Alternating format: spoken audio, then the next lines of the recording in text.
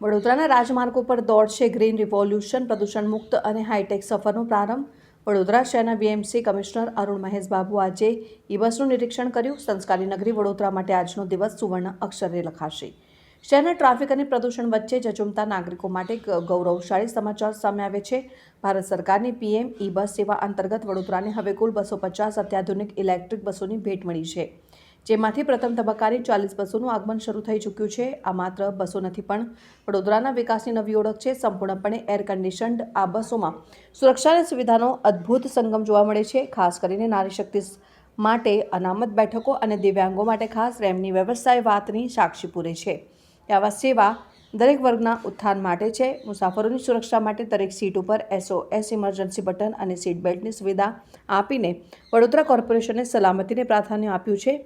મુખ્ય આકર્ષણો વાતાવરણ પર્યાવરણ ફ્રેન્ડલી, એકવાર ચાર્જ કરવા પર 150 કિલોમીટરની મુસાફરી, 4 ઝોનનું નેટવર્ક, ગોત્રી ટ્રાન્સપોર્ટ નગર, નિઝામપુરા અને સાઉથ ઝોનથી કનેક્ટિવિટી, પોષાય તેવું ભાડું, સામાન્ય જનતાના ખિસ્સાને પરવડે તેવું કિલોમીટર દીઠ ભાડું।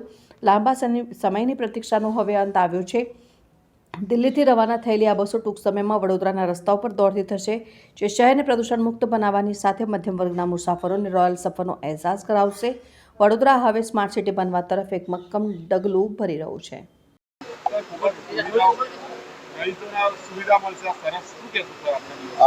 આજે સૌપ્રથમ અમે ભારત સરકાર અને રાજ્ય સરકારનો આભાર માનીએ છીએ કે આજે વડોદરા સિટીમાં પહેલીવાર જે ઇલેક્ટ્રિક બસીસ જે અમે પ્રોમિસ કરી હતી, આ ઇલેક્ટ્રિક બસીસનું ડિલિવરી શરૂ થવા માંડી છે। કહેવામાં ખુશ થાય છે કે આપણા વડોદરા માટે પહેલાં 100 બસીસનું સેન્કશન કરવામાં આવ્યું હતું, પછી અમે રાજ્ય સરકારમાં પણ અને ભારત સરકારમાં વાત કરી થોડું વધારે બસીસની માંગણી કરી હતી અને 250 ઇલેક્ટ્રિક બસીસ સેન્કશન પણ થઈ ગઈ છે। આ પીએમ ઈ બસ સેવા અંતર્ગત વડોદરા સિટીને આપવામાં આવી છે। આપ જોઈ શકો છો કે આ ફર્સ્ટ ફેઝમાં જે 40 બસીસ છે આપણામાં, એ બસીસને તબક્કાવાર દિલ્હીથી રવાના થઈને જેબીએમમાંથી અહીંયા આપણે આવવાનું થઈ ગયું છે। આપણા આવતા મહિના પછી આપણે પ્રોપર રૂટ મેપિંગ સાથે બધું અત્યારે અમે તૈયારીઓ કરી રહ્યા છીએ। આ સિસ્ટમ બસીસ આધુનિક સુવિધા સાથે ઇલેક્ટ્રિક બસીસ છે। વન ટાઈમ ચાર્જમાં ઓલમોસ્ટ 150 કિલોમીટર્સ ટ્રાવેલ કરી શકીએ છીએ, એટલે સિટીની અંદર જ અમે આનું મેક્સિમમ યુઝ કરવાના છે। આ બસીસ અત્યાધુનિક સેવાઓ સાથે ઓલમોસ્ટ 27+ સીટ્સ છે। આમાં ખાસ આપણે કહેવા માટે દિવ્યાંગો માટે સીટ્સ રિઝર્વડ છે અને લેડીઝ નારી શક્તિ માટે પણ સીટ્સ રિઝર્વડ છે। બસીસ મેન્યુફેક્ચરિંગમાં જે લખીને આવી ગયું છે લેડીઝ માટે રિઝર્વ છે। દરેક સીટ્સમાં પણ SOS ઇમરજન્સી બટન્સ પણ છે। કોઈને પણ કંઈ કહેવું હોય, ઇમરજન્સી હોય, એ બટન દબાવીએ તો એલર્ટ સિસ્ટમ આવી શકે છે।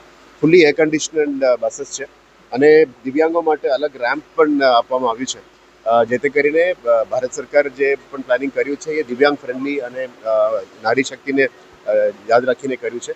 ડ્રાઈવર સાથે અને કંડક્ટર સાથે ઇન્ટરેક્ટિવ સેશન પણ છે, એટલે ડ્રાઈવરનું કંઈ કમ્યુનિકેટ કરવું હોય, કંડક્ટરને કંઈ કન્ડક્ટ કરવું હોય, એમના માટે અલગથી સિસ્ટમ પણ રેડી કરવામાં આવે છે। દરેકમાં સીટ બેલ્ટ સાથે પણ રાખવામાં આવ્યું છે, જેથી કરીને સેફટી, બધાને સેફટી અને સલામતી આપણા માટે ઇમ્પોર્ટન્ટ છે। એટલે one of the latest systems છે। આપણે પ્લાન કરીએ છીએ કે એનું ટિકિટિંગ સિસ્ટમની પણ અત્યારે થઈ ગયું છે, રૂટ્સની મેપિંગ પણ થઈ ગયું છે। એટલે ટૂંકા સમયમાં પછી પ્રોપર રૂટ બેલેન્સિંગ અને મેપિંગ કરીને એ કાર્યક્રમ કરવામાં આવશે। આના સાથે સાથે બસ સ્ટોપ્સમાં પણ જે વધારો કરવામાં જરૂરિયાત છે એમાં પણ અત્યારે ફોકસ કરીશું, જેથી કરીને બસ સ્ટોપ્સમાં પણ લોકોની જે સુવિધાઓ વધારવું જોઈએ એના સાથે એ પણ વધારીશું।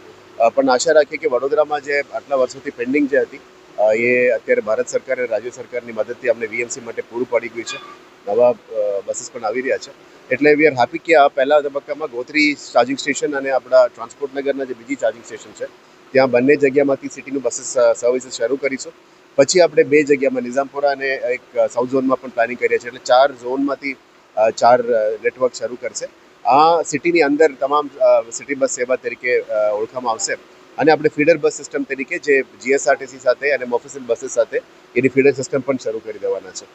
મીડિયાના મિત્રોને આભાર કે આપ આજે આવ્યા અને જે પીએમ ઈ બસ સેવા છે એ વડોદરામાં ટૂંકા સમયમાં અમે ચાલુ કરી દેવાના છે। એ અમે હવે ચર્ચા કરીશું, કારણ કે next we will decide in the board કે આનું ટિકિટિંગમાં શું કરવું છે। પણ ભારત સરકારનું સ્કીમ હોય છે એટલે એની અંદર એક બેઝિક મિનિમમ ફેર તો નક્કી કરવામાં આવે છે, પણ આપણે જેટલું કિલોમીટર બેઝ અમે કરવાના છે, કિલોમીટર્સ આધારે આ બધું કરવામાં આવશે। પણ we will ensure that public માટે ઉત્તમ સેવા મળે અને જે પણ મિનિમમ સર્વિસીસ છે જે નોર્મલ પબ્લિક અફોર્ડ કરી શકે એ જ રીતે અમે ડિસિઝન લઈશું, જેથી કરીને વડોદરાના નાગરિકો માટે આ સુવિધા પૂરું પાડી શકાય એ રીતનું ડિસિઝન લઈશું.